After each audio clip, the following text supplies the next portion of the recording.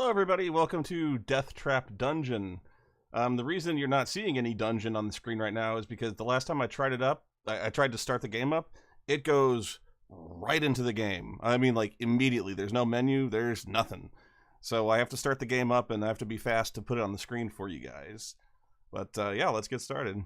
Just be ready, because it starts right off the bat.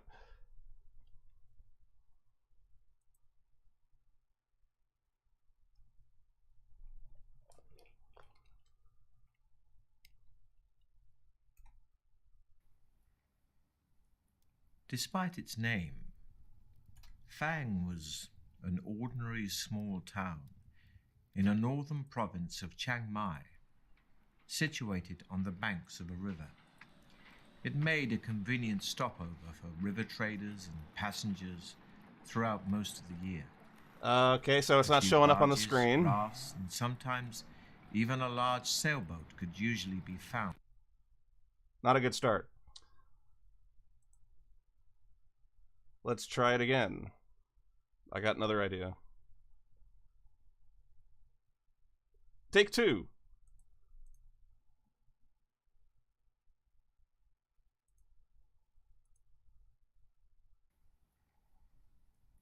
Despite its name, Fang was an ordinary small town in a northern province of Chiang Mai, situated on the banks of a river. It made a convenient stopover for river traders and passengers throughout most of the year. A few barges, rafts, and sometimes even a large sailboat could usually be found moored at Fang. But all that was long ago, before the creation of the Trial of Champions. Now, once a year, the river is crammed with boats as people arrive from hundreds of miles around, hoping to witness the breaking of an ancient tradition and see a victor in the Trial of Champions.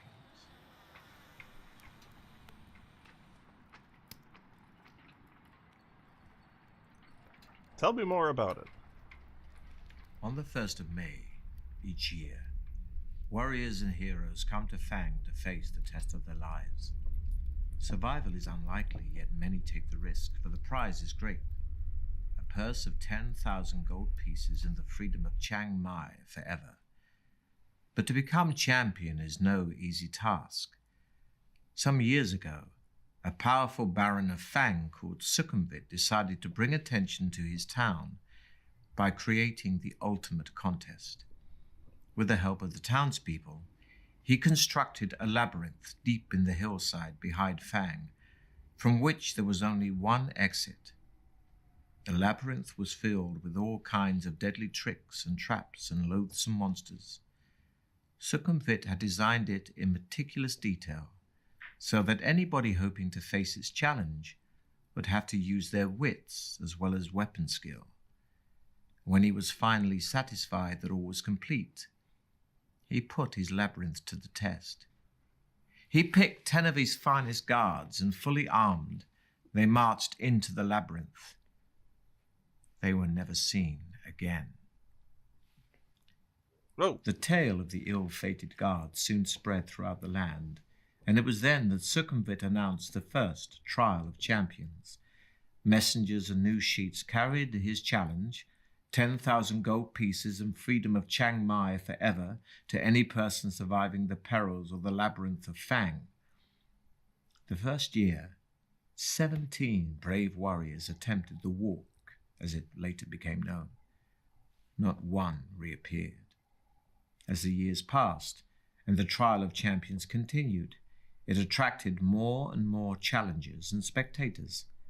Fang prospered and would prepare itself months in advance for the spectacle it hosted each May. The town would be decorated, tents erected, dining halls built, musicians, dancers, fire eaters, illusionists, and every sort of entertainer hired, and entries registered from hopeful individuals intent on making the walk. Big TV deals. The last week of April found the people of Fang and its visitors in wild celebration. Everybody sang, danced, and laughed, until the day broke on the 1st of May, when the town thronged to the gates of the labyrinth to watch the first challenger of the year step forward to face the trial of champions. Having seen one of Succumvit's challenges nailed to a tree, you decide that this year you will attempt the walk. For the last 5 years, you have been attracted to it not for the rewards, but for the simple fact that nobody has ever yet emerged victorious from the labyrinth. You intend to make this the year in which a champion is crowned. The bards will sing of my feats. Gathering up a few belongings, you set off immediately. 2 days' walk takes you west to the coast, where you enter the cursed port, Black Sand. Wasting no time in that city of thieves, you buy your passage on a small boat sailing north to where the river Coke meets the sea, and from there you raft upriver for 4 days, until finally you arrive in Fang. The trial begins in 3 days' time, and the town is in an almost hysterical mood of excitement. You register your entry with the officials and are given a violet scarf to tie around your arm, informing everyone of your status. Dead man here! For 3 days, you enjoy Fang's greatest hospitality and are treated like a demigod. Oh, they know me. During the long merriment, you almost forget your purpose in Fang. But the evening before the trial, the magnitude of the task ahead begins to dominate your thoughts. Later, you are taken to a special guest house and are shown your room. There is a splendid 4-poster bed with satin sheets to help you rest, but there is little time left for sleep. Gotta sharpen my knives, huh? Just before dawn, a trumpet call awakens you from vivid dreams of flaming pits and giant black spiders. Minutes later, there is a knock on your door, and a man's voice rings out saying, "Your challenge begins soon. Please be ready to leave in 10 minutes. You climb out of bed, walk over to the window and open the shutters. Already people are thronging the streets, moving quietly through the morning mist, spectators, no doubt on their way to the labyrinth, hoping to find good vantage points from which to watch the competitors. Walking over to a wooden table on which your trusty sword and shield lie, you pick them up and cut the air with a mighty sweep, wondering which beasts your sword's sharp edge may soon have to meet. You open the door into the corridor, and a small man greets you with a low bow as you emerge from your bedroom. "Please follow me," he says. He turns to his left and walks quickly towards the stairs at the end of the corridor. Okay. So this guy played Inspector Lestrade in the Sherlock Holmes movies. Walking through a parting in the crowds, you see Baron Succumvit himself, standing by the entrance waiting to greet the contender in the trial of champions. You count 5 others standing proudly in line, their violet scarves displayed for all to see. There are 2 bare-chested barbarians dressed in furs. They stand completely motionless, legs straight and slightly apart, arms thrust forward to rest on the hilts of their long, double-headed battle axes. A sleek elven woman with golden hair and feline green eyes is adjusting the crossbelt of daggers wrapped around her leather tunic.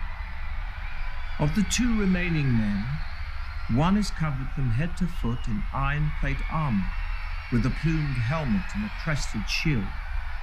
The other is cloaked in black robes, only his dark eyes showing between the swarms of his black-faced scar. Ninja! Long knives, a wire garrote, and other silent death weapons hang from his belt. The 5 contenders acknowledge your arrival with almost imperceptible nods of the So head. this is basically just an audiobook reading of the Choose Your Own Adventure. The exultant crowd for the last time. Suddenly, a hush falls over the crowd as Baron Succumvit steps forward, holding 6 bamboo sticks. You draw one from his outstretched hand, and you read the word, 5th. Then the trial begins. The knight is first. He salutes the crowd before disappearing into the tunnel, and is followed half an hour later by the elf. Next goes a barbarian, and then the dark assassin. Number 5. Next, it's your turn. Hell yeah. But before embarking on your adventure, we must first determine your own strengths and weaknesses. You have in your possession a sword, a shield, and a backpack for carrying provisions for the trip.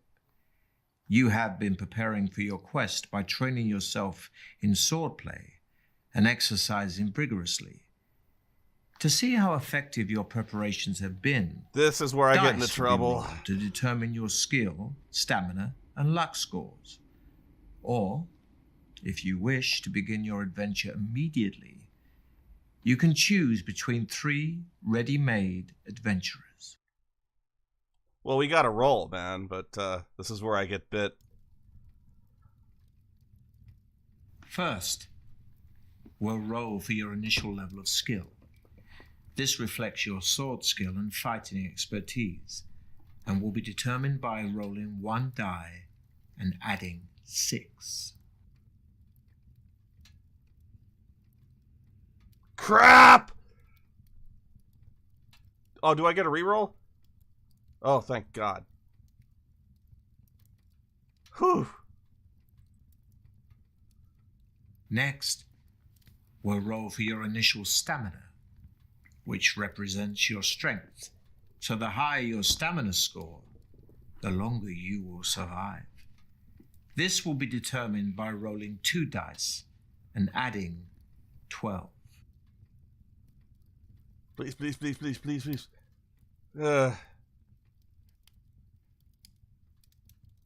Let's do this. Let's give myself 1 reroll, but I gotta take the second one.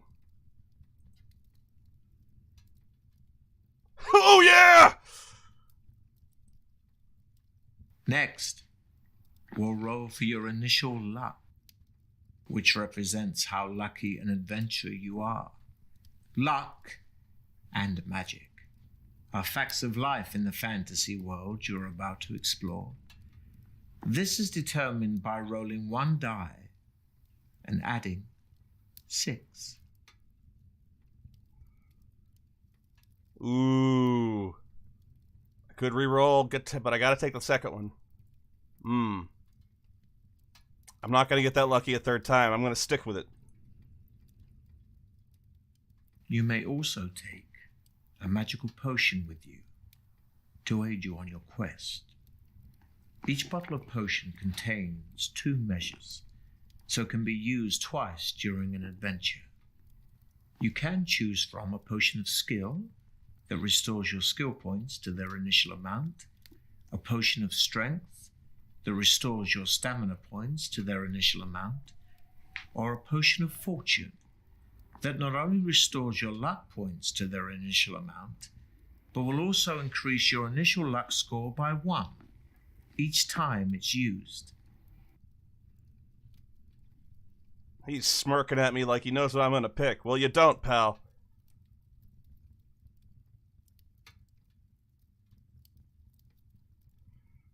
I'm gonna take the potion of fortune.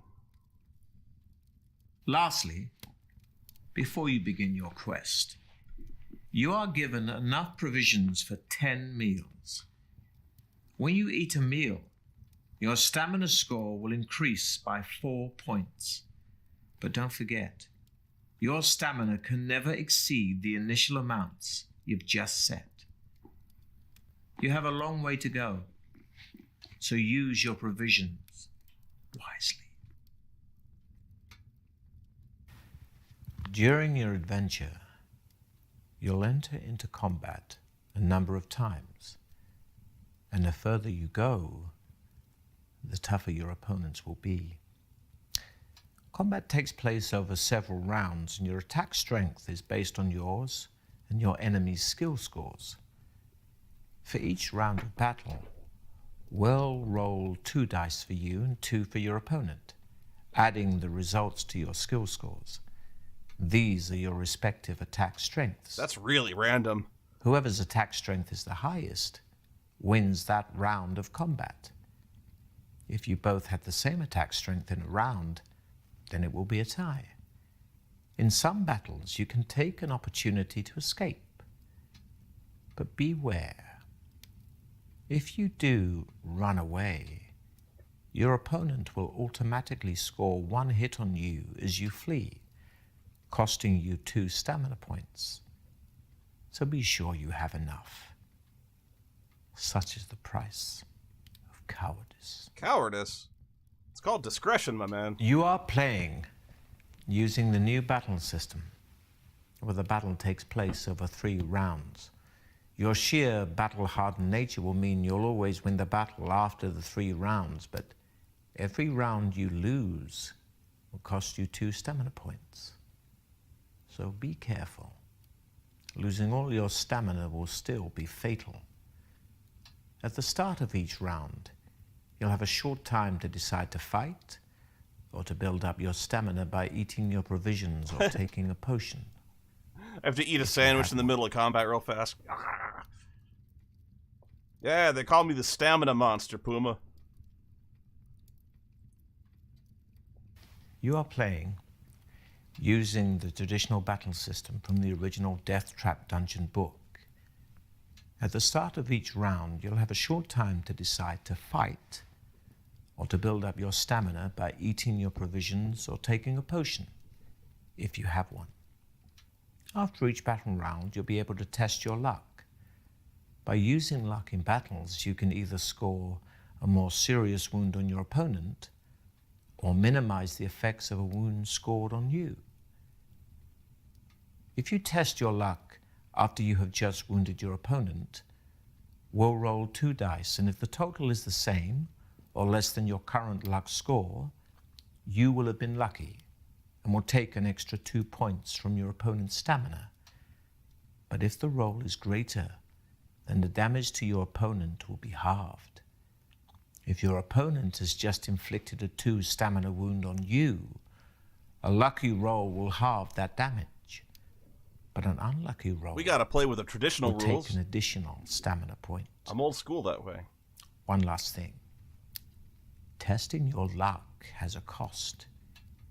Each time you test your luck score will be reduced by 1 point.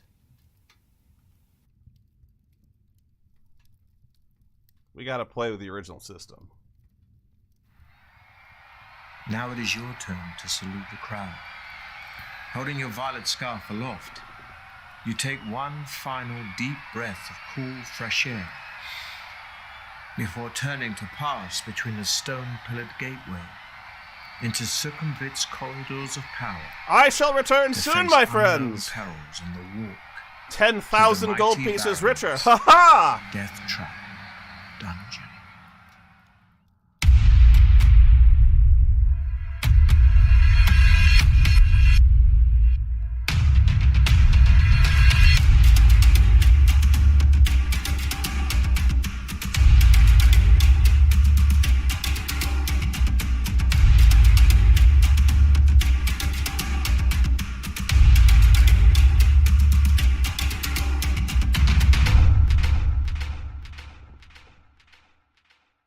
Adventure awaits! The clamour of the excited spectators gradually fades behind you as you venture deep into the gloom of the cavern. Large crystals hang from the tunnel roof at 20-meter intervals, radiating just enough soft light for you to see your way. As your eyes gradually become accustomed to the near darkness, you begin to see movement all around. Spiders and beetles crawling up and down the chiseled walls disappear quickly into cracks and crevices as they sense your approach. Rats and mice scurry along the floor ahead of you. Droplets of water drip into small pools with an eerie plopping sound which echoes down the tunnel. The air is cold, moist, and dank. After walking slowly along the tunnel for about 5 minutes, You arrive at a stone table standing against the wall to your left. On it, there are 6 boxes, one of which has your name painted on its lid.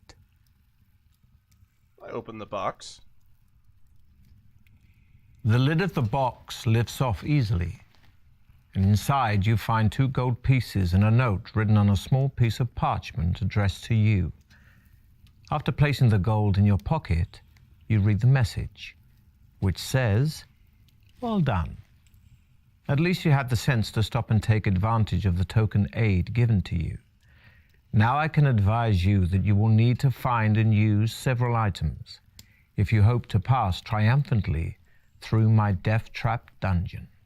Signed, Succumvit." Who did not open their box? Memorizing the advice on the note, you tear it into tiny pieces and continue north along the tunnel, where you come to a junction.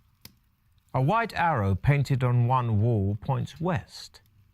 On the floor, you can see wet footprints made by those who entered before you. It's hard to be sure, but it looks as though 3 of them followed the direction of the arrow, while one decided to go east.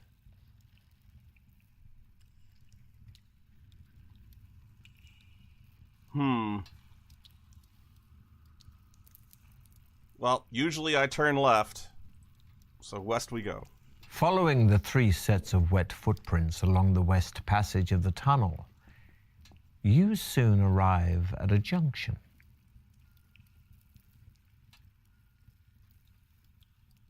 Two sets of footprints go west, one goes north. We'll continue going left. Walking along the tunnel, you are surprised to see a large iron bell hanging down from the ceiling. I'm not ringing the bell. You think I'm crazy? The tunnel veers sharply to the right and continues north for as far as you can see. You hear a tremendous commotion in the distance, growling and snarling and howling. You draw your sword and set off in the direction of the noise. Ahead, in the dim light, you see 2 hobgoblins fighting, punching, and kicking each other furiously. And biting. Next to where the hobgoblins are fighting, there is a leather bag lying on the floor. And it seems to be this that they are fighting over. Try to talk to them, attack them with your sword, and try to slip by them unnoticed. I attack them with my sword. Caught in their scuffle, they are completely unprepared for your attack, and you are able to kill the first one before he can draw his sword. You turn to face the remaining hobgoblin, who snarls at you with hatred. Attack the hobgoblin! The hobgoblin runs at you, but you twist aside as your sword lands home. I will attack again! Yes! With one eye still on the bag, the hobgoblin doesn't see you attack and screeches as you land a blow. He stands basically no chance against me. Pretending to be tired, you bend over but grab a handful of dirt and throw it in the hobgoblin's face, making your subsequent attack very effective. Cut and bruised from your victorious battle, you see that the hobgoblins have nothing of any use to you on them. So you decide to open the bag on the floor. Inside, you find a corked earthenware jug.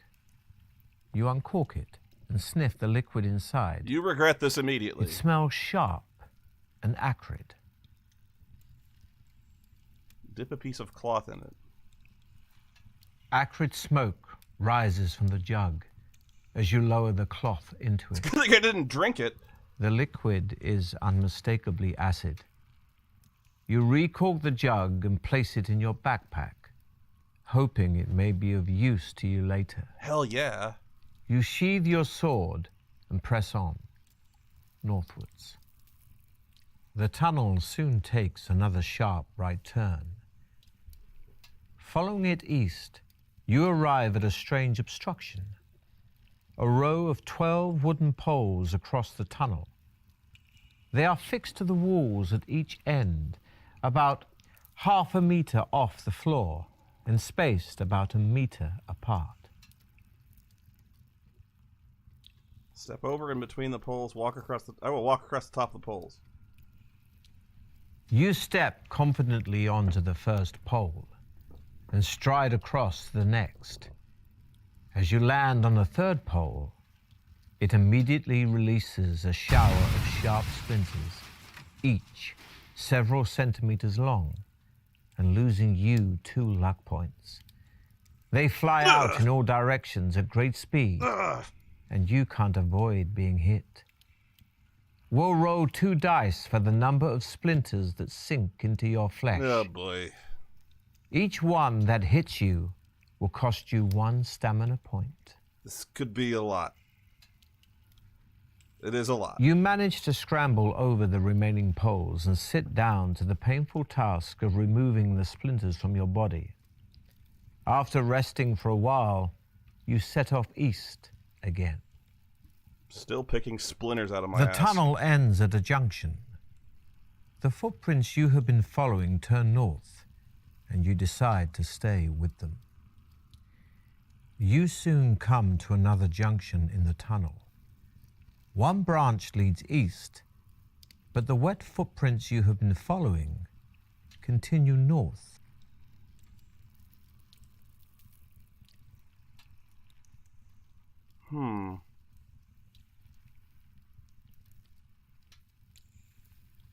If I turn right, I will have gone back to this area.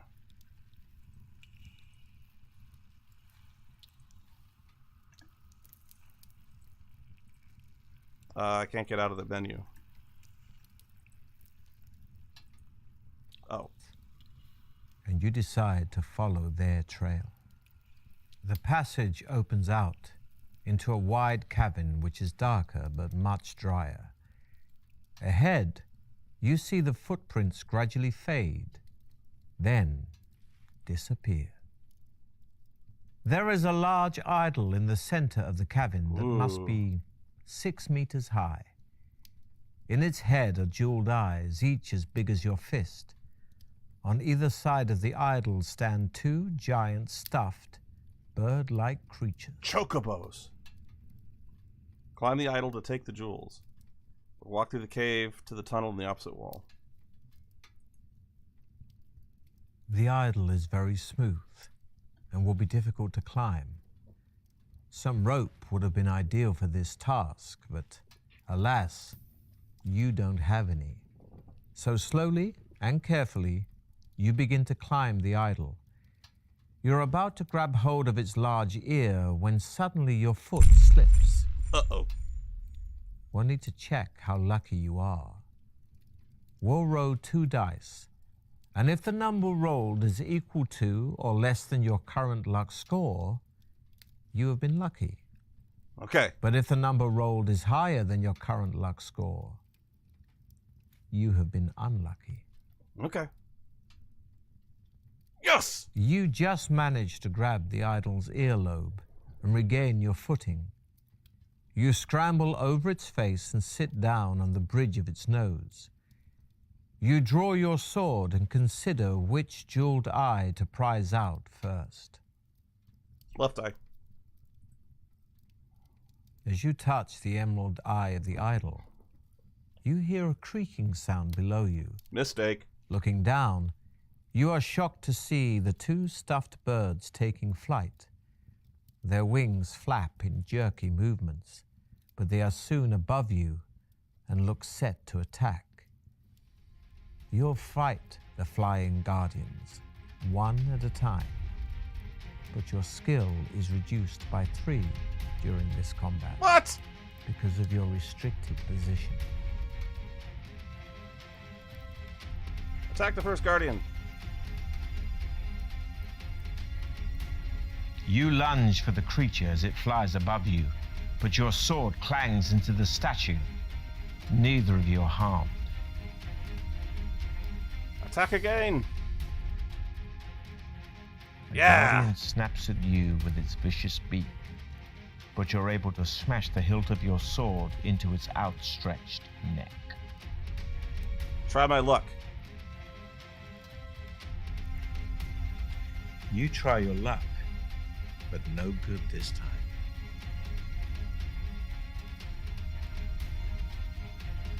Clawing at your leg with its talons, the guardian rips away a chunk of your stamina. This is a tough fight. Coming at you with its razor-sharp talons, Whew. you're able to swipe your sword, partially removing one of the guardian's toes. Keep going.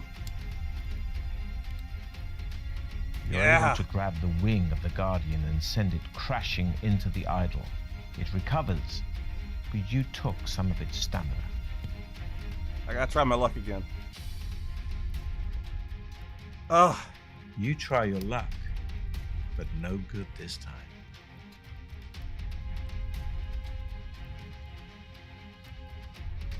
The guardian snaps at you with its vicious beak, but you're able to smash the hilt of your sword into its outstretched neck. Last one.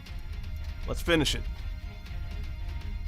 Yeah. Coming at you with its razor-sharp talons, you're able to swipe your sword, partially removing one of the guardian's toes.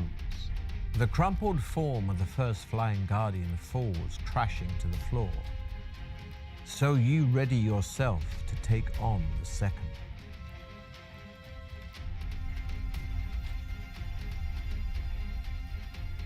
This one's tougher. Guardian snaps at you with its vicious beak. You parry, but the tip of the creature's beak sinks deep into your arm.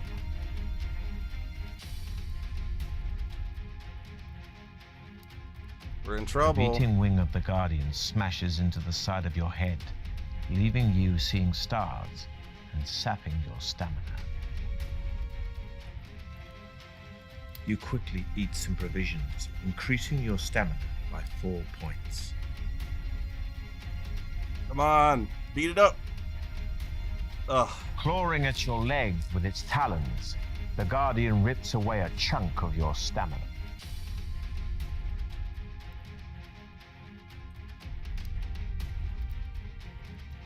You're able to grab the wing of the guardian and send it crashing into the idol. It recovers, but you took some of its stamina.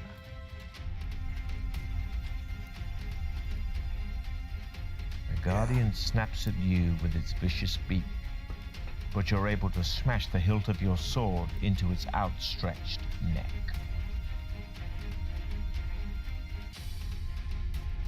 The Ugh. guardian snaps at This you is a with bitter its fight, vicious man. beak. You parry, but the tip of the creature's beak sinks deep into your arm. You quickly eat some provisions, increasing your stamina by 4 points.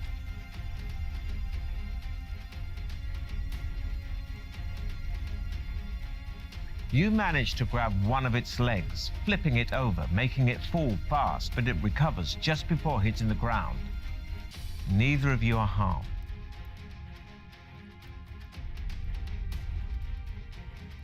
The beating wing of the guardian smashes into the side of your head, leaving you seeing stars and sapping your stamina. My luck is failing me. Clawing my at your God! leg with its talons, the guardian rips away a chunk of your stamina.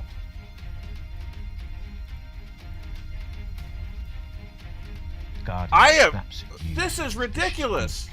You parry, but the tip of the creature's beak sinks deep.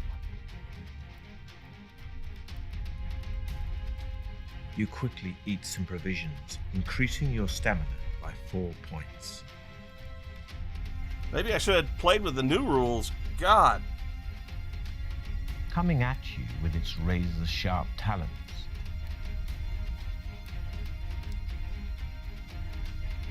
Ah. the beating wing of the guardian smashes into the side of your head, leaving you seeing stars and sapping your stamina. Oh God. You quickly eat some provisions, increasing your stamina by 4 points.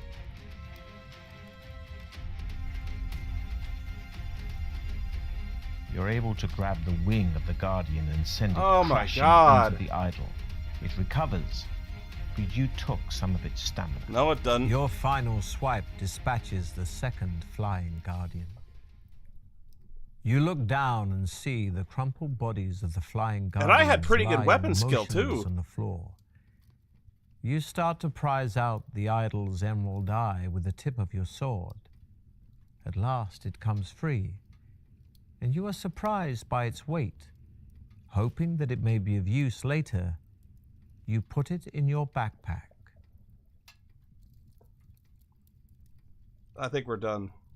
You lower yourself carefully down the idol, and wasting no more time in the cavern, run forward to the tunnel in the northern wall. Not much farther down the tunnel, you come to a closed door on your left. Putting your ear to the door, you listen intently but hear nothing. Open the door. You enter a room which is small and completely empty.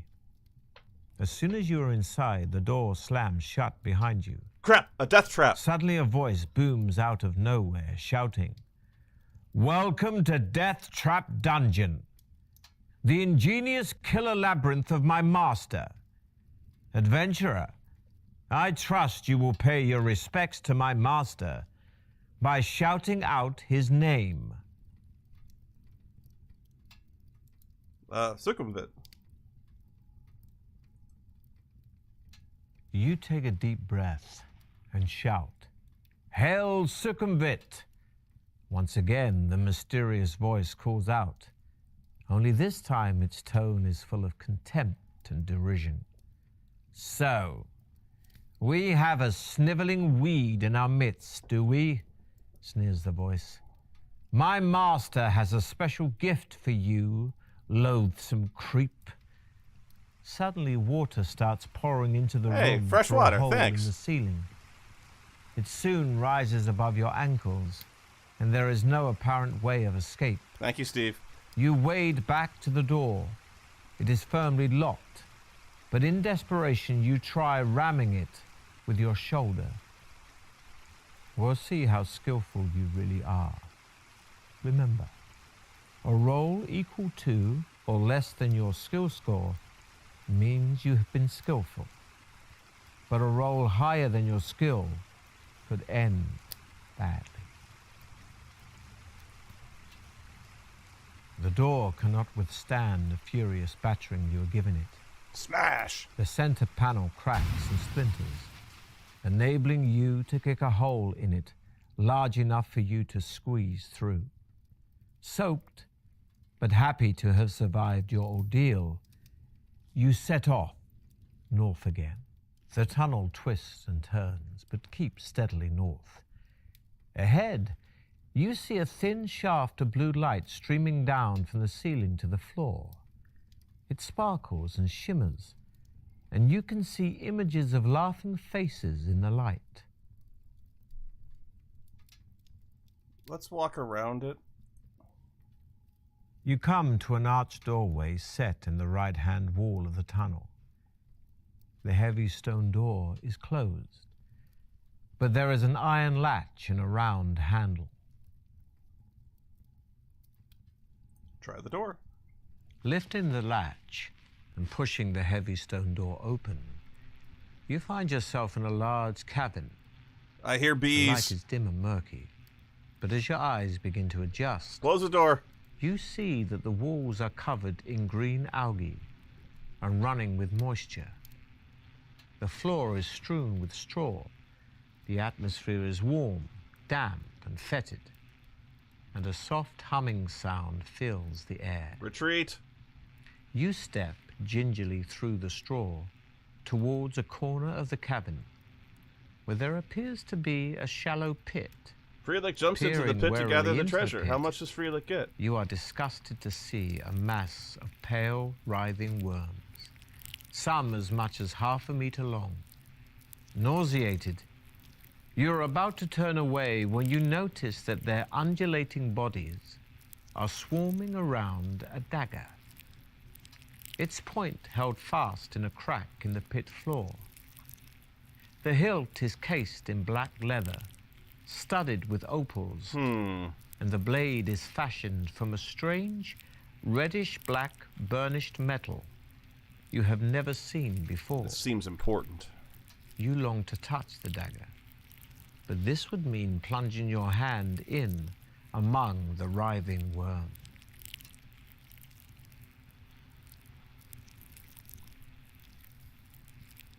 We gotta go for it. Taking a deep breath, you lean over the pit and plunge your forearm into the mass of wriggling worms. They are cold and clammy and feel extremely nasty, but at least they are harmless, and you are able to seize the dagger by the hilt. You give it a hard tug and it comes away from the crack in which the tip was embedded.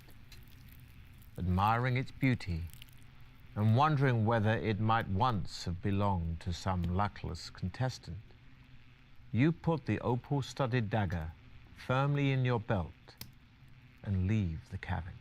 Thank you, Faustian man. As you make your way back to the doorway, the buzzing sound increases in intensity. That just woke up the baby. And you look around, desperately to discover where it's coming from.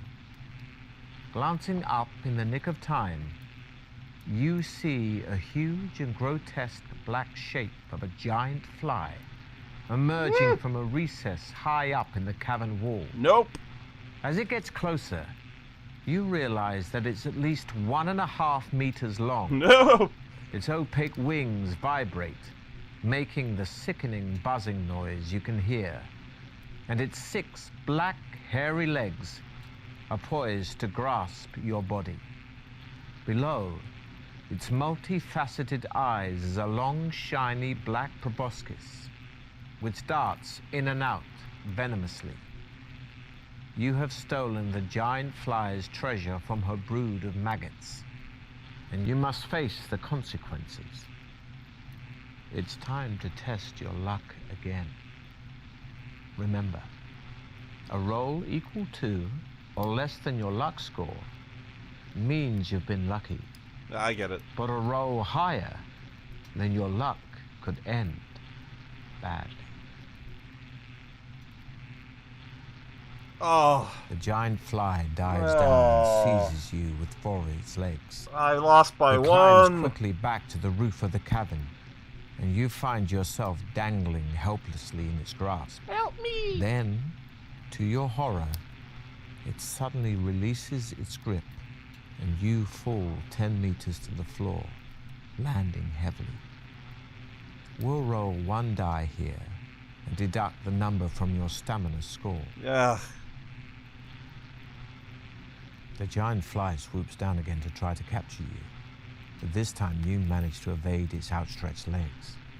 Stepping back, you draw your sword to prepare to fight the hideous insect as it turns to attack you again.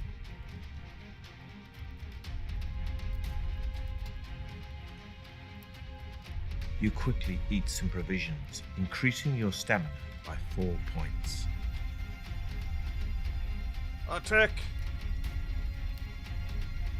Not The what I fly needed. charges at you, but you're able to duck out of the way. Luckily, I'm much more skilled than the fly. The creature flies at you so close you can't use your weapons. Grabbing it by its legs, you swing around, slamming it into a wall.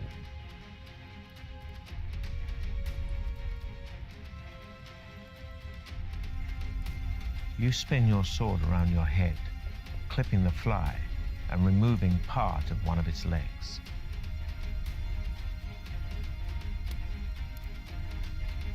Ha! You hurl yourself at your enemy, fist flailing, and land a stunning blow. It's over. The creature flies at you so close you can't use your weapons.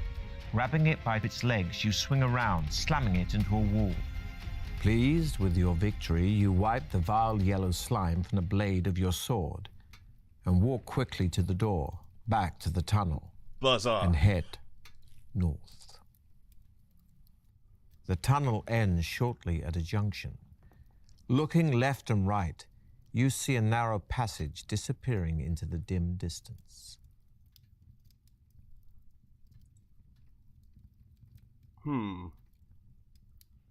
Once again, I imagine we'll go west. Ahead, you hear the sound of rocks being ground and crushed. The noise grows louder, and suddenly you realize that the wall on your right is starting to collapse. Terrified, you watch as a large, hideous, worm-like creature with a gaping mouth and powerful mandibles slithers through a hole in the wall. Its great jaws continue to crunch the rock as it turns its head slowly from side to side, feeling the cool air in the tunnel. It appears to be totally blind, but seems to know of your presence, perhaps sensing the heat of your body. It starts to slither towards you with its mandibles wide apart to attack. Let's fight it. You draw your sword and advance slowly towards the huge, slimy rock grub.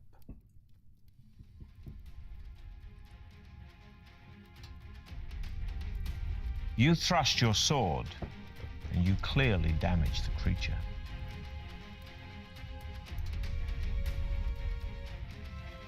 Picking up a rock, you manage to smash it Got into a lot the of head hit the points rock this grub. one.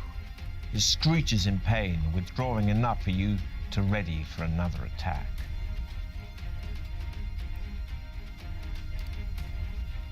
The rock grub is strong, but slow.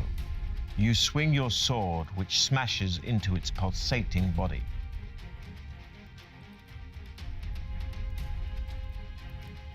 Yeah. You thrust your sword, and you clearly damage the creature.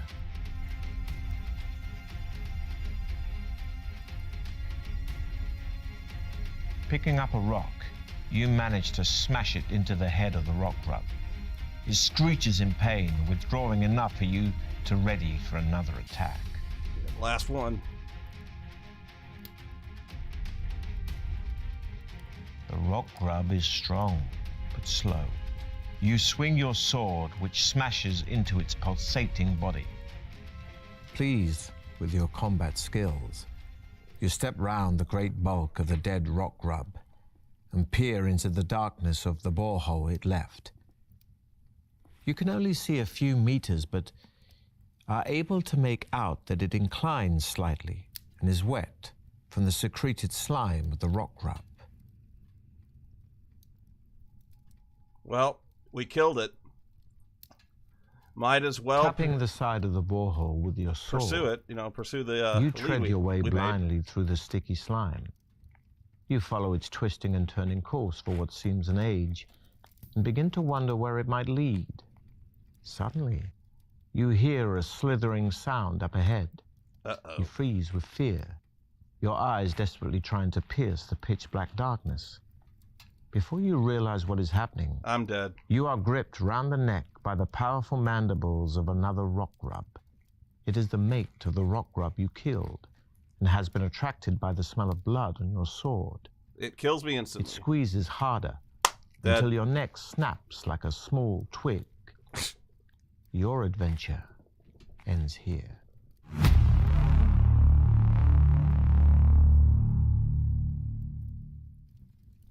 You're a dick, Lestrade.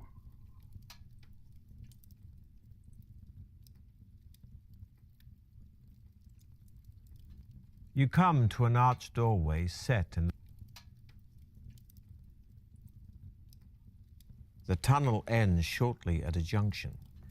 Looking left and right, you see a narrow passage disappearing into the dim distance. You walk down the passage and soon find yourself standing at the edge of a deep, dark pit. The passage continues east on the other side of the pit. You think you could probably jump over the pit, but you're not sure. There is a rope hanging down from the ceiling over the center of the pit.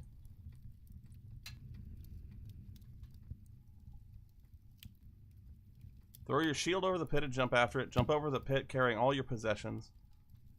Or reach for the rope with your sword. I don't trust that rope at all. Taking a step forward, you leap towards the edge of the pit. How lucky are you feeling? Pretty lucky. Rolling equal to or less than your luck score means you've been lucky. But a higher roll could cost you. Your armor and sword weigh you down, but you just manage to land safely on the far edge of the pit. You waste no time and head east. The tunnel makes a sudden left turn and continues north, as far as you can see. The chair looks comfy. You soon arrive at a closed wooden door in the left hand. Kind of looks like something Dr. Decker would have. Well, you know, I'm still curious. The door opens into a large candlelit room filled with incredibly lifelike statues of knights and warriors. A white-haired old man dressed in tattered rags jumps out from behind one of the statues and starts to giggle. Though he looks like a fool, the sparkle in his eyes makes you think there is more to him. In a high-pitched voice, he says, "Oh, good! Another stone for my garden. I'm glad you have come to join your friends. Now, I'm a fair man, so I'll ask you a question. If you answer correctly, I'll let you go free. But if your answer is wrong, I'll turn you to stone." Ask me a riddle, man. I am not He afraid. starts to chuckle again, obviously pleased with your arrival.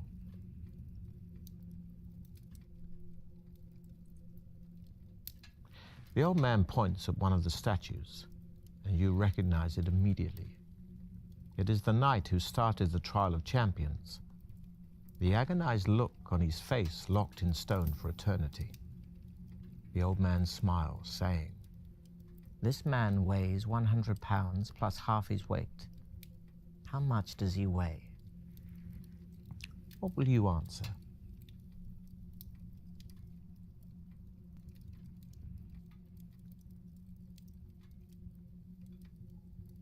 Weighs 200 pounds. Still smiling, the old man looks at you and says, "Well done, stranger. You have answered correctly. I wish you good fortune during the rest of the trial of champions. Thank you very much. And to this end, I shall increase your powers." He then mutters a few more unintelligible words, and you feel a powerful surge soar through your body, increasing your skill, stamina, and luck by 1. You bid the old man farewell and leave his room to continue north along the passage.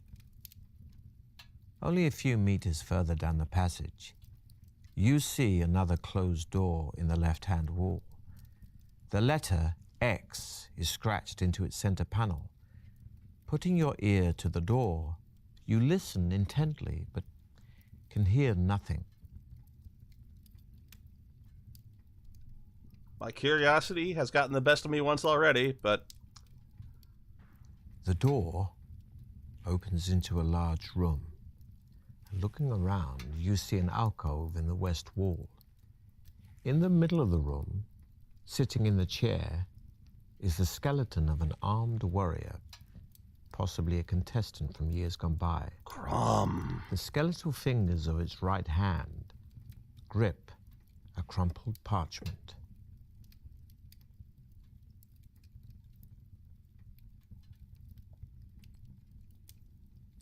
Touching the parchment has precisely the effect you had feared.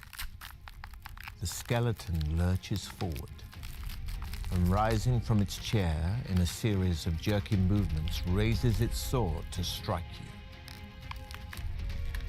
Lunging sideways, you draw your sword to defend yourself.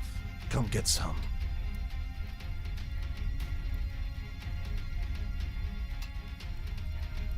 You dodge to the side as the warrior swings its sword.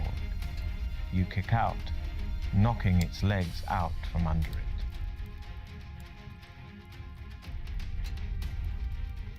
You fall back as the warrior advances towards you. You manage to roll away before he brings his sword down on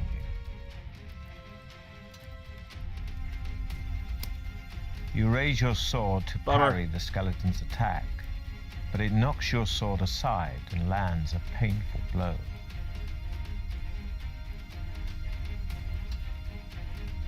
You run around the jerking skeleton, smashing your sword into its arm.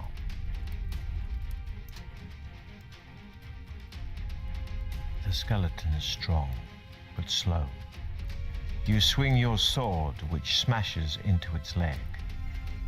Once again, you reach for the parchment, only this time lying amidst a pile of broken bones. Unfolding it, you see a map of a room with a drawing of a hideous creature inside it. Is it a fly? Beneath the monster is a rhyme, which reads, "Should you meet the manticore, of its tail beware. Shield yourself against the spikes flying through the air." You fold up the piece of parchment and put it in your backpack, repeating the rhyme over and over to yourself. You walk across to the alcove. At the back of the alcove are some steps leading down into a cellar. Cobwebs brush your face as you descend. The cellar ceiling is quite low, and the floor is strewn with debris. In the middle of the wall opposite you is an archway, which leads into another crystal-lit tunnel. There are large mushrooms growing on the debris to your right. Oh, we are not eating the mushrooms. No, no, no, no, no, no. The tunnel continues west for several hundred meters, finally ending at some steps leading up to a closed trapdoor. You climb the steps slowly, hearing muffled voices above you. In the dim light, you can see that the trapdoor is not locked.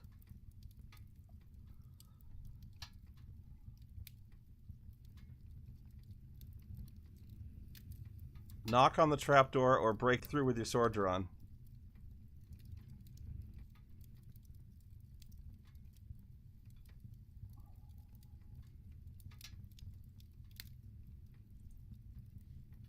You hear footsteps and suddenly the trapdoor is thrown back.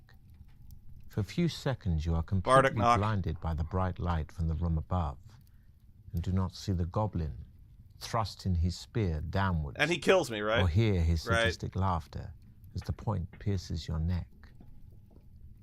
Your adventure. Not like I'd stand there.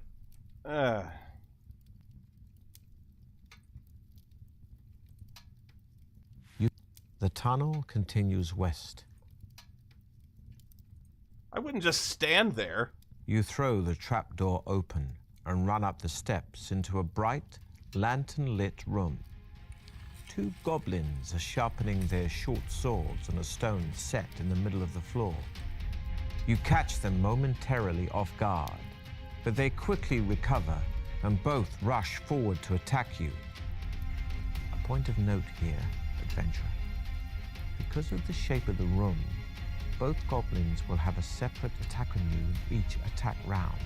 However, here your attack will only be effective on one of the goblins. Against the other, you must still use your attack strength in a normal way. But even if your attack would have been effective, you will not wound it. It will just count this as though you have defended yourself. Okay. However, if its attack strength is greater, it will have wounded you in the normal way.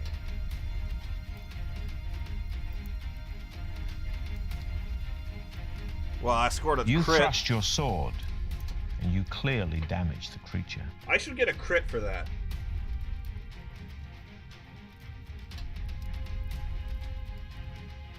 You both swing for each other, and in the confusion, both miss.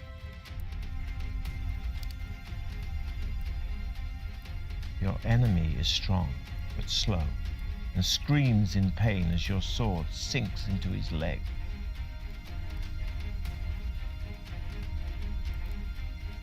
You hurl yourself at your enemy, fists flailing, and land a stunning blow. Another crit. You thrust your sword, and you clearly damage the creature.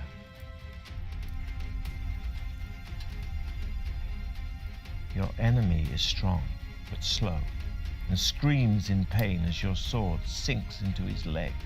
Triumphant in one of your toughest battles to date, you see that the only furniture in the goblin's room is a table, 2 chairs, and a cupboard on the wall. There are 2 closed doors, one in the west wall and the other in the north wall. The cupboard contains a wooden mallet and 10 iron spikes, which you put in your backpack while wondering which door to open. Open the west door. The door opens into another tunnel. Walking west, you soon arrive at another door in the north wall.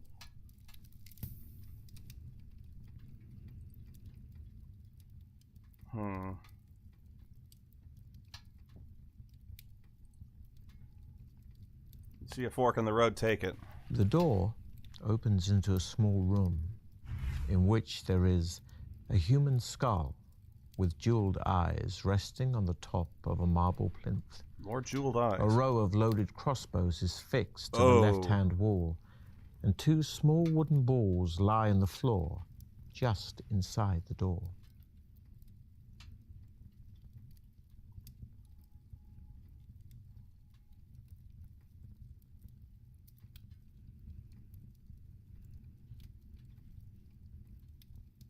Throw a wooden ball at the skull from the doorway.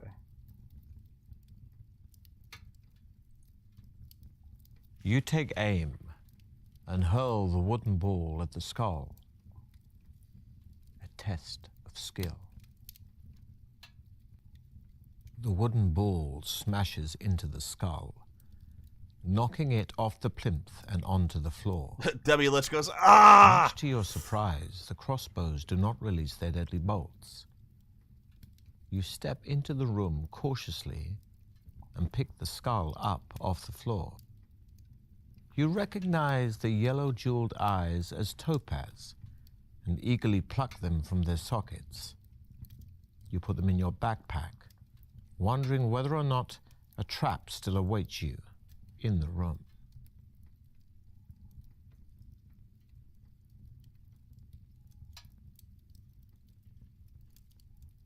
Replace the skull on the plinth before leaving the room.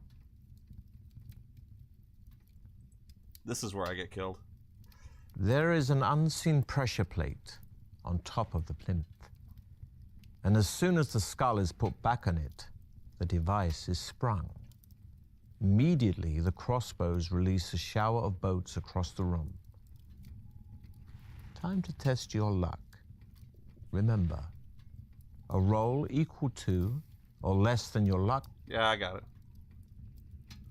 The crossbow bolts fly over your head and thud into the opposite wall.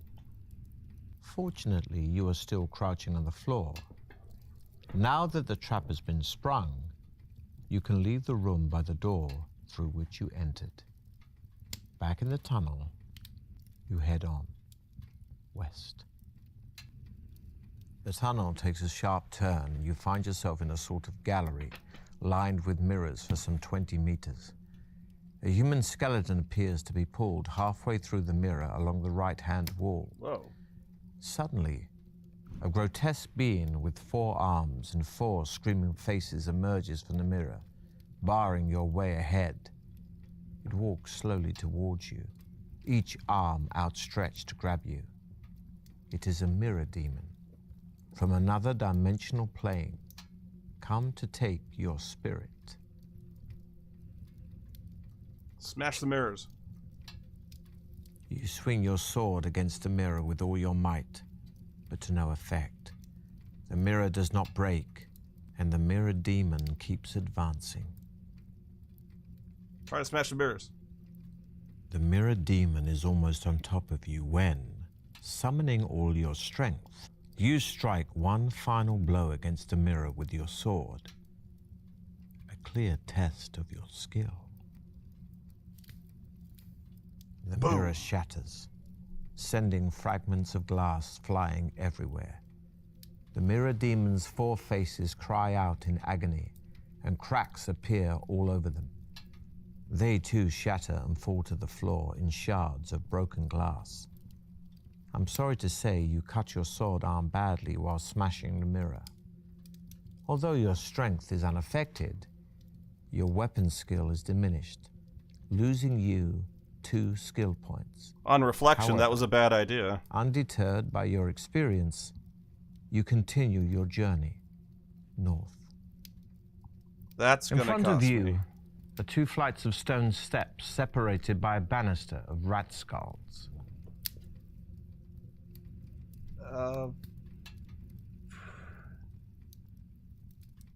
There's heads on each side.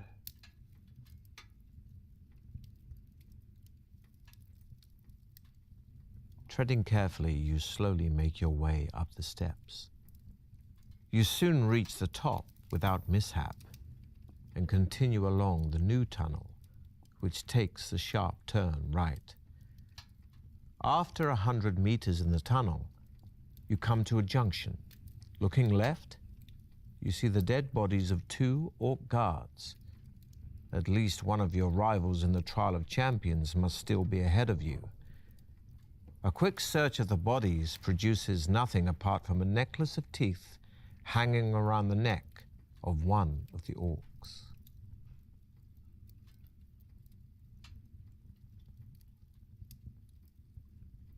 I don't think I want the necklace. Otherwise, people might think I'm an orc. I don't want the necklace. The tunnel soon ends at a junction. Standing there alone and wondering which way to go is one of your rivals. It is one of the barbarians. You call out to him, but at first he does not answer. He merely stares at you coldly, his hands firmly gripping his axe. You walk up to him and ask which way he is heading. He grunts his reply, saying that he is going west, and you may go with him if you wish. I will go with him.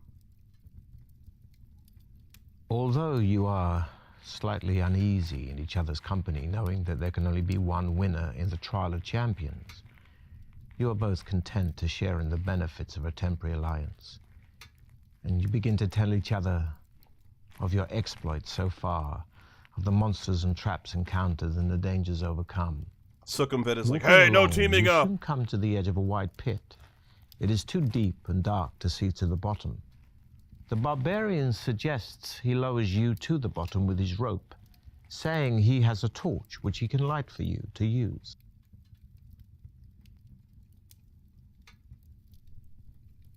He's gonna drop me. Let's just go over the pit. The barbarian reluctantly agrees to your alternative suggestion. You both step back and take running jumps over the pit, landing safely on the other side. Pleased with the ease with which you cleared the obstacle, you continue down the tunnel. The barbarian, now a little reckless, fails to see a raised floor stone, which tilts forward as he stumbles over it, releasing a huge boulder loosely set in the ceiling. Uh-oh. The rock crashes down on top of the barbarian, knocking him to the floor, crushing his skull. Oh, man. You must now continue your quest alone. Can I take his rope? Feeling sorry for the loss of your new companion, you carry on down the tunnel. Suddenly you see daylight.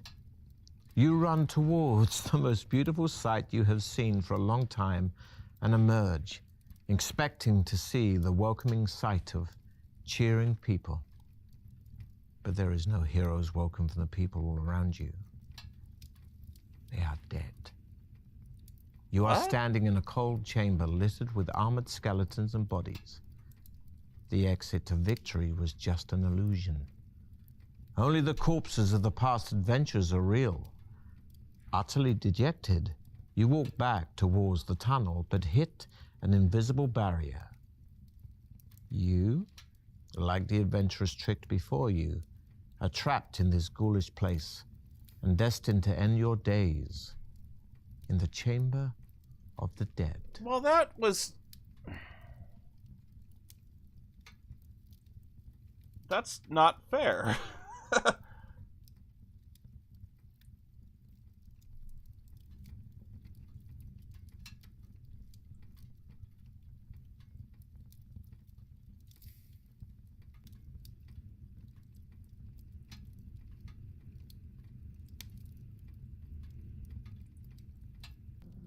In front of you are 2 flights of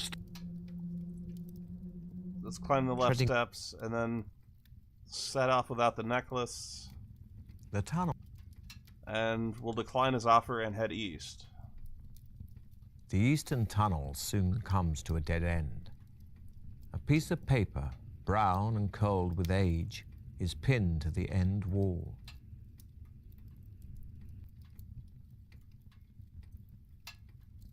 The paper bears a simple warning, written in dried blood. Do not remove from wall. Beware the trial masters. You replace the paper on its nail and run back down the tunnel to rejoin the barbarian. Running down the tunnel, you soon catch up with the barbarian and tell him that the eastern passage comes to a dead end.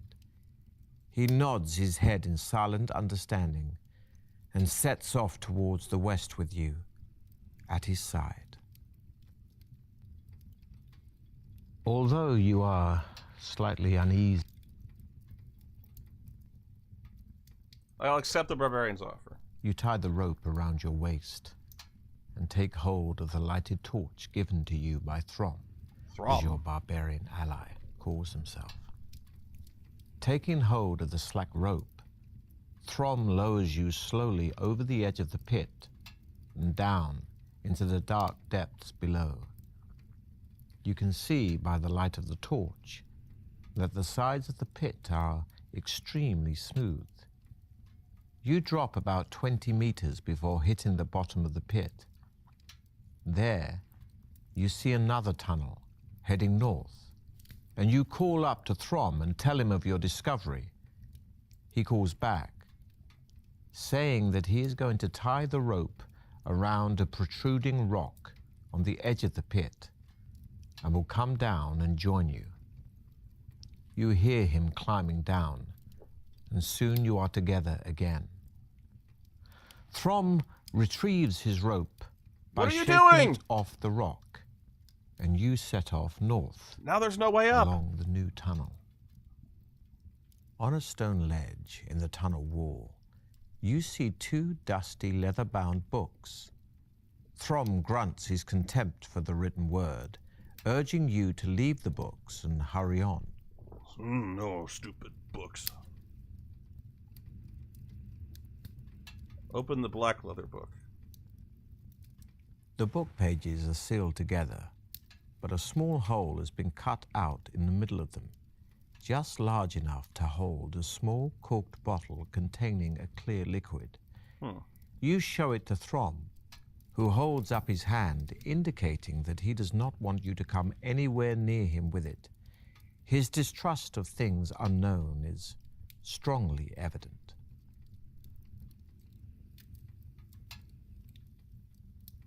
Thank you, Echo.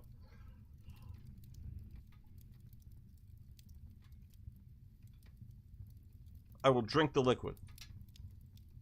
The liquid is a magical potion that will enable you to detect hidden traps and adds 2 luck points.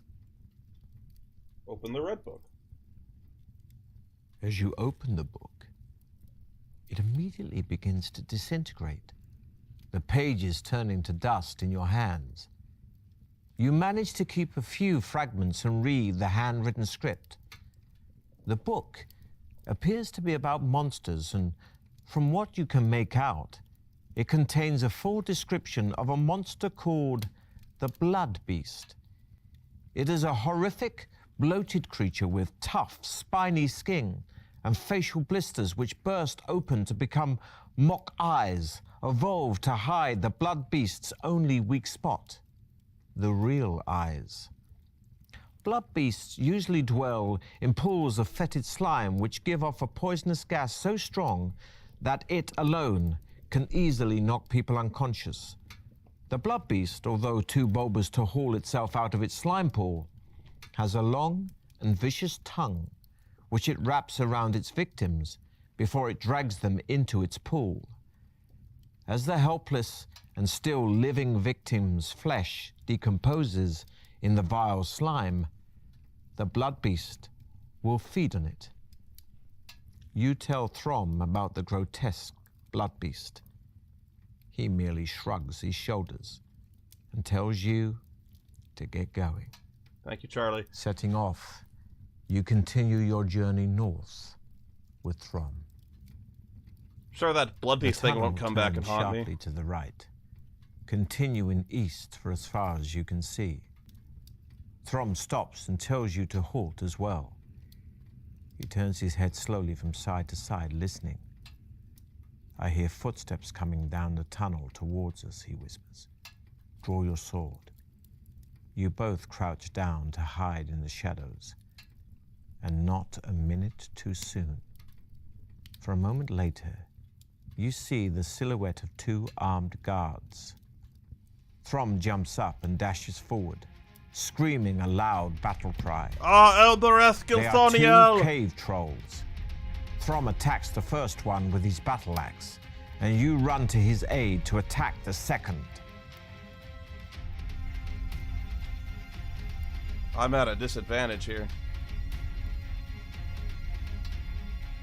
The troll Real swings disadvantage. low, crashing into your ankles, knocking you off balance. I'm not gonna win this.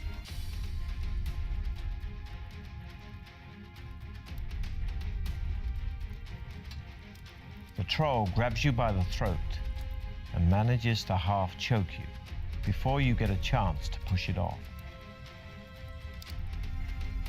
You quickly eat some provisions, increasing your stamina by 4 points.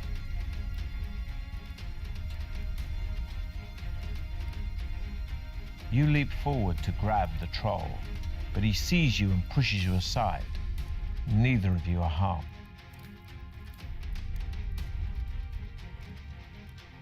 You hurl yourself at your enemy, fists flailing, and land a stunning blow. You try your luck, and your luck is in.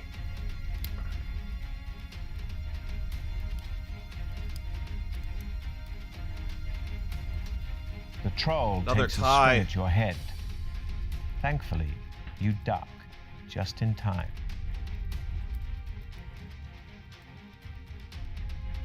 You drop to the ground, sweeping away the troll's legs. It howls as its head hits the hard ground. Try my luck. You try your luck, and your luck is in.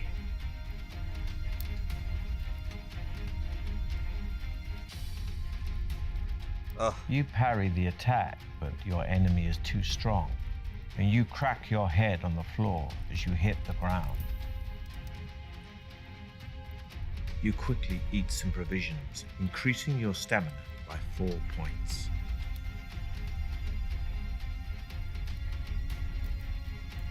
You leap forward to grab the troll, but he sees you and pushes you aside. Neither of you are harmed. Damn it. The troll takes a swing at your head. Those have been good rolls. Thankfully, Ugh. you duck just in time.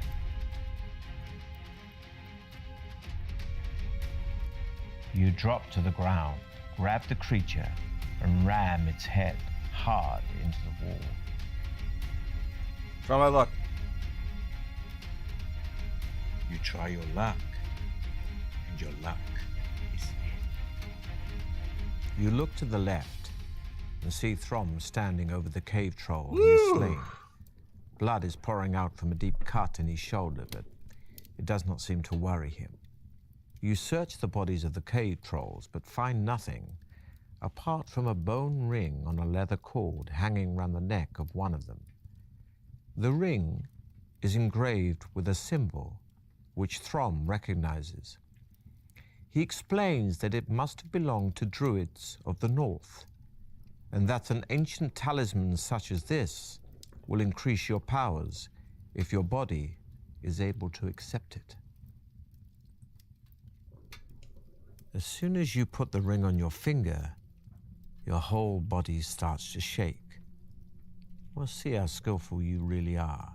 Remember, a roll equal to or less than your skill score means you've been skillful, but a roll higher than your skill could end badly.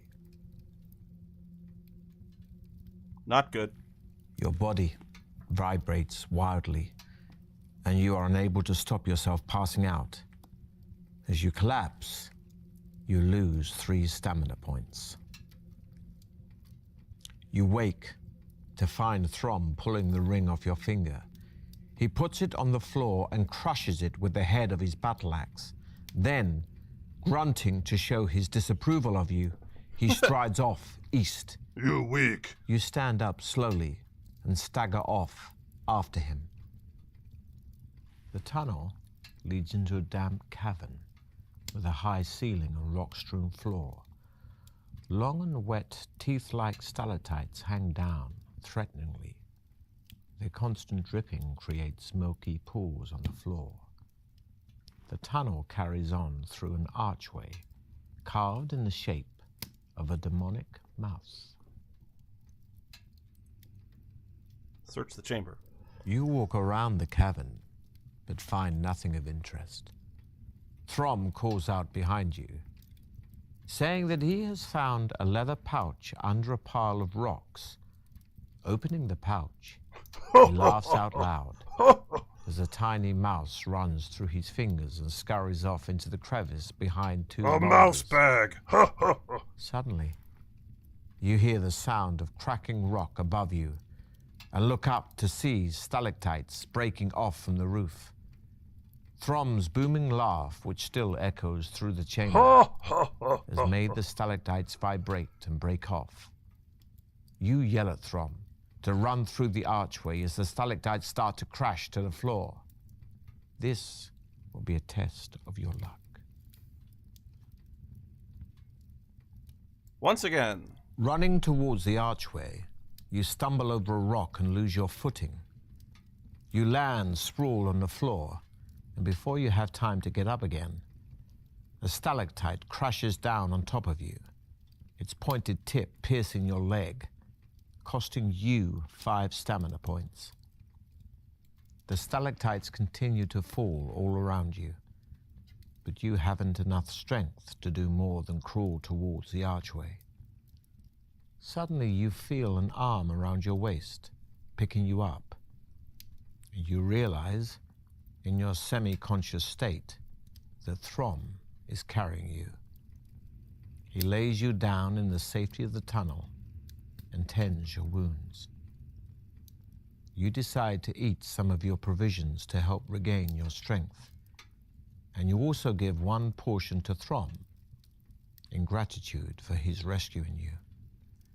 He apologizes for starting the rockfall. I'm sorry. And offers you his hand to shake. Despite the pain, you manage to smile and shake his hand. When you have finally recovered, you stand up and head east, with Throm leading the way. The tunnel ends at a large oak door. Throm wastes no time in testing the handle and is somewhat surprised to find the door unlocked. He pushes it open and walks into a torch-lit chamber. None of the Sitting treasures alone I've collected so far have on come an in handy ornate at chair all. Is a dwarf who bids you enter. As you do so, the oak door swings shut behind you. Adventurers, you have done well to get this far. says the dwarf in a deep voice. However, as you both know, there can only be one winner in the Trial of Champions. As Trial Master, it is my duty to Baron Circumvit, to let only the most able continue. Therefore, I must devise a test of wits and strength to eliminate one of you. Please do not attempt to dispose of me. It will be utterly pointless, for, as you can see, there is no obvious way out of this chamber, and only I know where the hidden exit lies. Now, if you would care to decide between you who will go first, I shall make the necessary preparations. You look at Throm, suddenly angry that your effective partnership might come to an end. Enough talk. He leans over and whispers in your ear that you should try to kill the dwarf and worry about the exit later. I agree.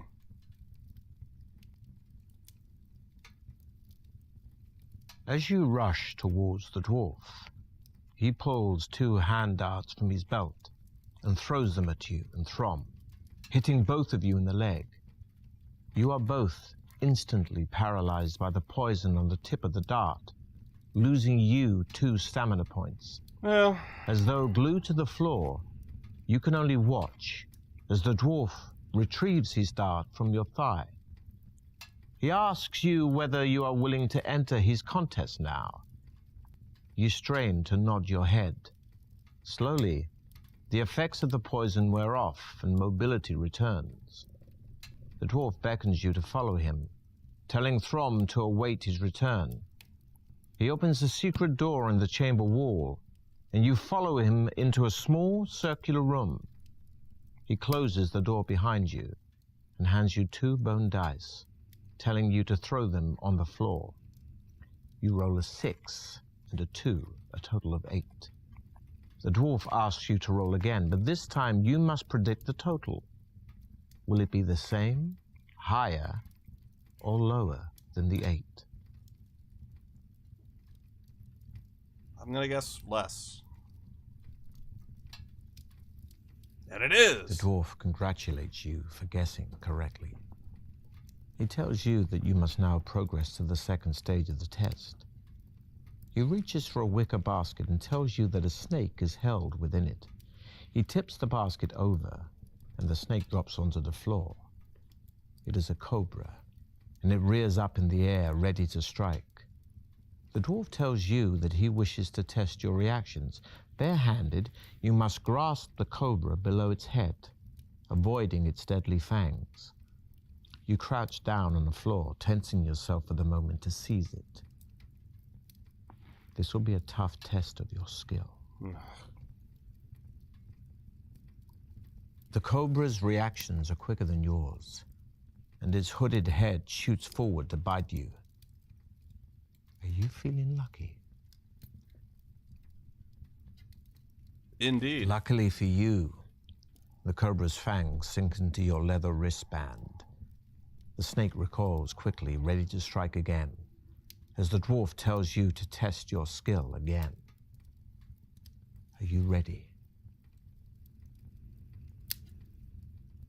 With lightning speed, you thrust your hand out and grip the cobra just below its open mouth.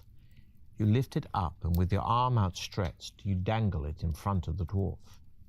He doesn't flinch, but says in his calm, expressionless way, Please put the cobra back in the basket and prepare for the final part of the test.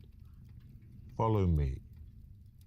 You do what he says and follow him back into the chamber, where Throm is pacing up and down, obviously ill at ease.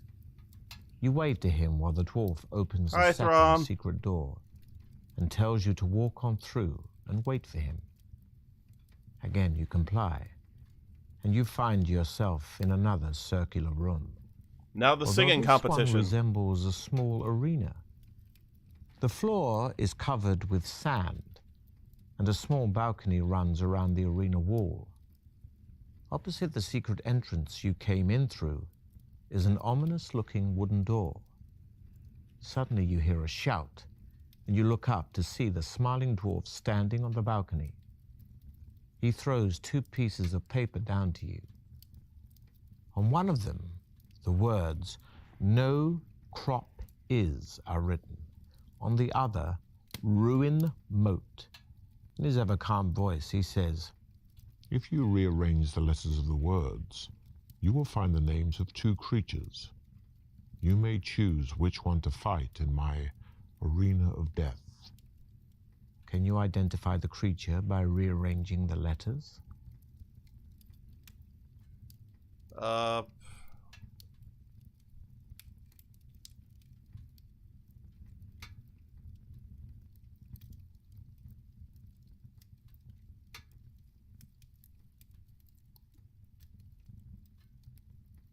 Okay, well, one is Scorpion, no crop is. And then there's Ruin Moat, which I don't know, but I'm guessing this is going to be a really big damn scorpion. So I'll say Ruin Moat. You call out to the dwarf that you are ready to fight the Minotaur. The wooden door rises slowly, and you see the fearsome beast, half man, half bull, step into the arena. Steam blows from its nostrils as it Not a rolls great itself outcome. up into a rage, ready to attack. Suddenly it rushes forward, swinging its double-headed axe.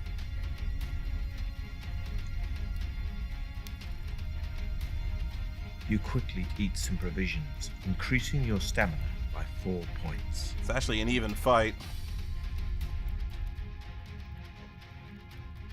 The swinging double-headed axe is a formidable weapon, and you shriek as it sinks into your arm.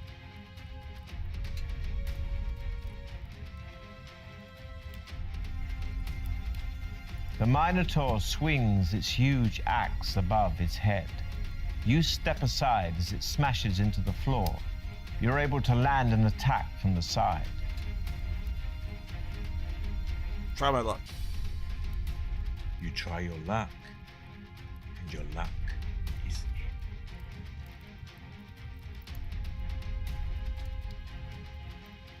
in. The Minotaur charges at you with its horns. You're able to jump quickly enough to avoid their sharp points. You manage to get around the back of your enemy, but it quickly kicks backward, catching you agonizingly in the stomach. You quickly eat some provisions, increasing your stamina by 4 points. Your speed is improving. You run directly at the Minotaur and slice at its leg as you run by. Try my luck. You try your luck. Barely. Is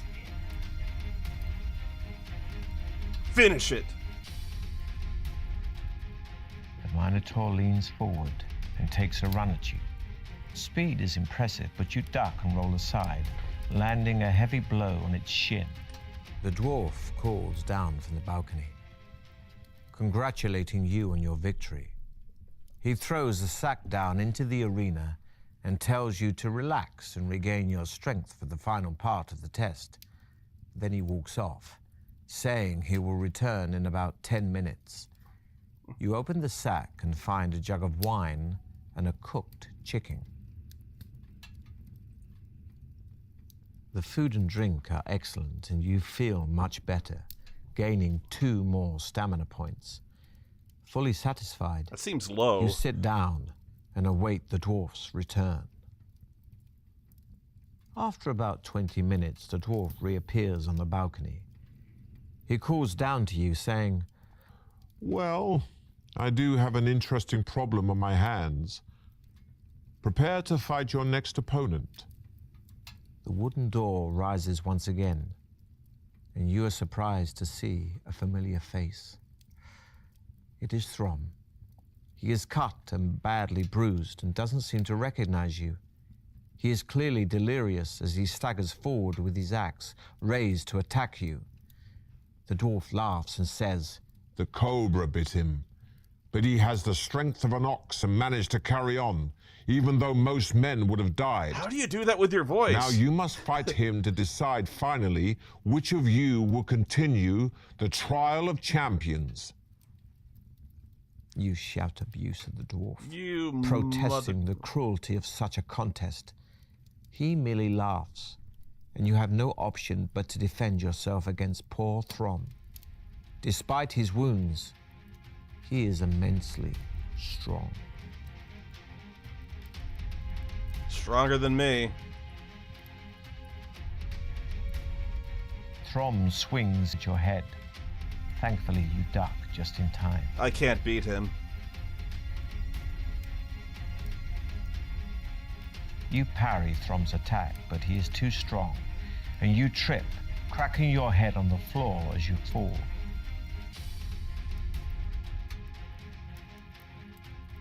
Throm swings low, crashing into your ankles and knocking you off balance. There's just no way. Throm grabs you by the throat and manages to half choke you before you get a chance to push him off.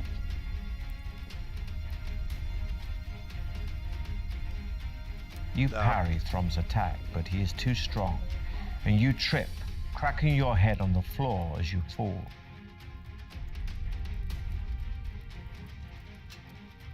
You hurl yourself at Throm, fists flailing, and land a stunning blow on his chin. You try your luck, and your luck is in.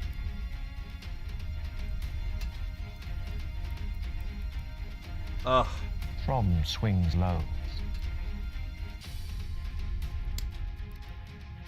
Ah! Throm grabs you by the throat. You quickly eat some provisions, increasing your stamina by 4 points. Oh, man. You grab Throm around the neck, but he is strong and pushes you off.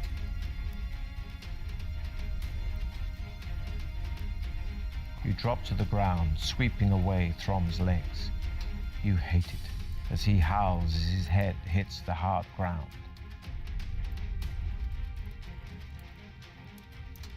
Damn it!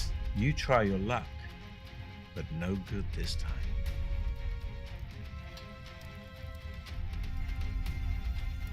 Crit. Throm is tall, and you duck, grab him, and ram his head hard into the wall.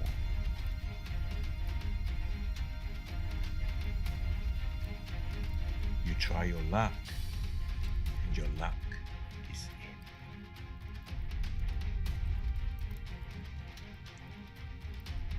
Oh, You hurl yourself at Throm, fists flailing, and lucky. land a stunning blow on his chin. I've got to win one more. You parry Ah! his attack. I but he can't is too believe it. strong, and you trip, cracking your head on the floor as you fall.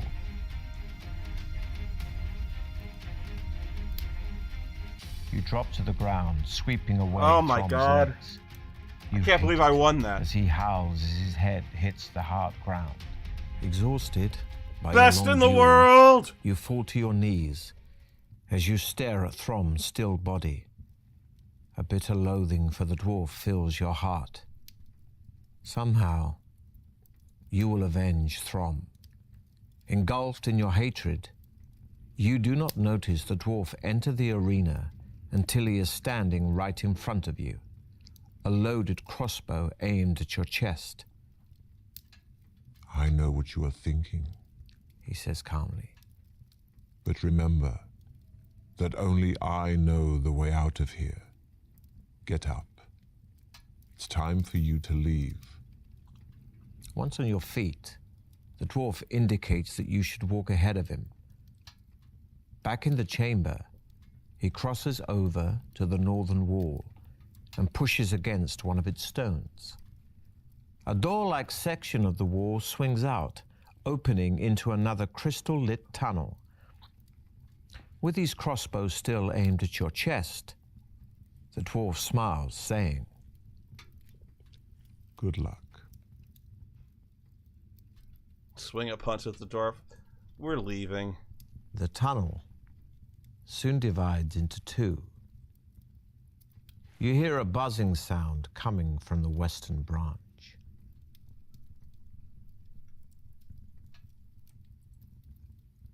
There is a large panel of glass in the left-hand wall of the tunnel. Through it, you can see a bright, torch-lit room teeming with giant insects of every possible description. Bees, wasps, beetles, ticks. Even the mites are over 6 centimeters long. The noise is threatening. In the middle of the room, a jeweled crown lies on top of a small table. What looks like a large diamond is set in the middle of the crown. Break the glass.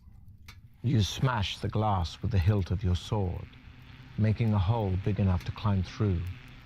Immediately, the giant insects start swarming and jumping towards you. Wasting no time, you clamber into the room, grabbing one of the lit torches to defend yourself. The fire keeps most of the insects at bay, but by the time you have snatched the crown and climbed back into the corridor, some of them have stung you. We'll roll 1 die and add 2 to the total to decide how many stings you have suffered, reducing your stamina by 1. Alas, you have run out of stamina. You collapse on the spot and rattle out your last breath. Your adventure ends.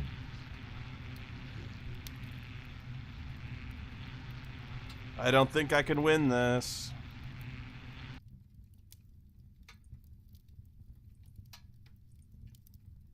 Alas, the tunnel. We'll try getting the crown again. There is a large... Alas. I guess we'll Alas, we'll the ignore tunnel. it. Actually, let me see what the other option was again. There is... Continue west. Ahead, in the far distance, you hear the sound of slow footsteps coming towards you. Unsure of who or what might be approaching, you look around for a place to hide. You see a large crack in the tunnel wall which lies in shadow. Stand your ground. A crippled man with shackled feet shuffles into sight, carrying a wooden tray laden with bread and water. He looks tired and miserable, and quite unmoved by the sight of you, and tries to walk past. Talk to him. He looks at you warily when you tell him you are a contestant in the trial of champions. Have you You seen the ask exit? him what he is doing in the tunnels, and he replies, rather reluctantly, that he is a servant of one of the trial masters, Baron Circumvit's appointed controllers of the sections of his dungeon. After chatting for a while, he admits that he would like to escape, but no one is allowed to leave the dungeon in case they reveal the secrets of its construction. He tells you that he hopes one day to bribe his way out, and that for 1 gold piece, Oh my god, the money! he will tell you where some treasure is hidden. He takes your gold piece and tells you that in a northern tunnel, I forgot there there was is a wooden money. chair carved in the shape of a demon bird. In the arm of the chair is a secret panel which contains a potion in a glass phial. It's a doppelganger potion, if I remember right. Good luck. I hope we meet again outside these infernal tunnels. The man shuffles off, and you continue your journey. After a short while, you arrive at another junction in the tunnel, with a choice of 2 directions. The tunnel turns sharply to the right and continues north for as far as you can see. There is a door in the left-hand wall which is ajar, and you hear someone cry for help from the other side of it.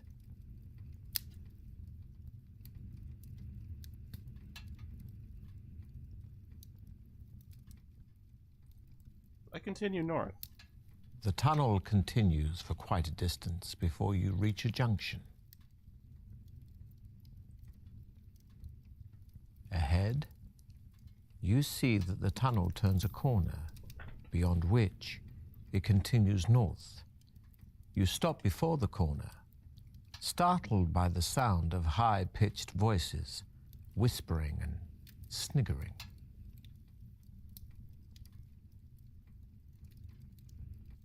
Let's get away from this. A brown velvet curtain is draped over an archway in the eastern wall of the tunnel. You enter a cold room, divided by a deep chasm. A rope is stretched taut across the chasm to the far side, where a magnificent winged helmet rests on top of a pole. Walk across the tightrope? Oh, jeez. Let's do it. Testing every last drop of your skill, you step nervously onto the rope, not daring to look down. Halfway across, you start to panic and lose your footing. Walking on a rope like this requires skill. Well, test yours. Yes! As you fall, you manage to grab the rope with your hands. Slowly, you haul yourself over to the far side and scramble up onto the floor. Helmet is mine! You lift the helmet off the pole and put it on your head.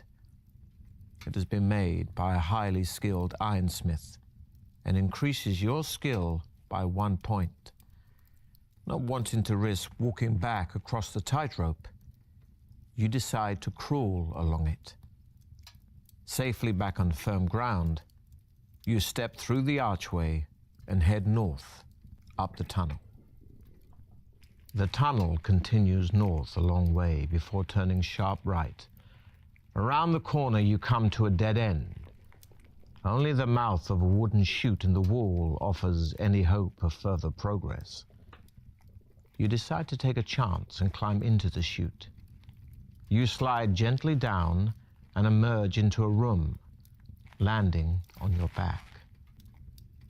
As soon as you stand up, you are confronted by the most repulsive sight you have ever laid eyes on.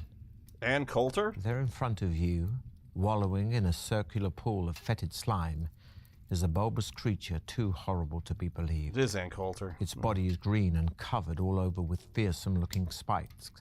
Its face is a mass of crimson blisters, one of which suddenly bursts to reveal yet another of its many sinister, all-seeing eyes.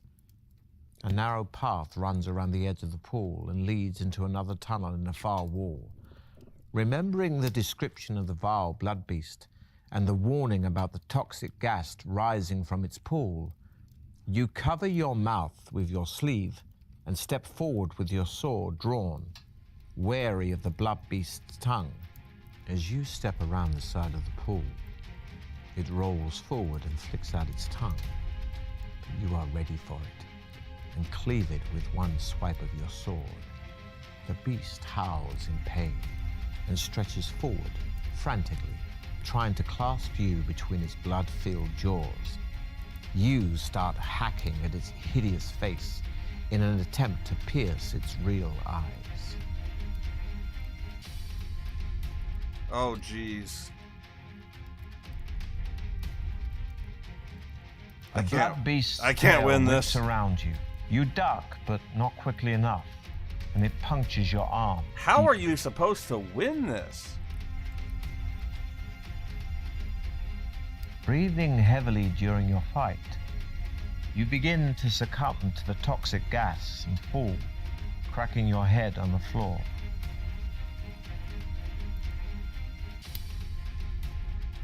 Again, the bulbous creature strikes for you with its hideous fangs. You jump clear of them, striking out and smashing one clean out of its hideous mouth. I've only got to win 4 straight rounds. The creature reaches for you with its mouth from the pool. You step back to avoid it, but slip on its fetid slime. It sinks its teeth into your ankle, costing you precious stamina. Although the blood beast is too bulbous and heavy to climb out of its pool, its long tongue stretches and wraps itself around your leg. Still unconscious, you are dragged into its pool of slime. After being pre-digested by the vile slime, I get it, I'm dead. the hideous blood beast will consume you at its leisure. I think I'm going to admit defeat. I have become yet another victim of the Deathtrap dungeon. But thank you all for coming and rooting and cheering me on. Hopefully the next game I choose, I'll have better luck. Anyway, thanks again for coming. I'll see you next time.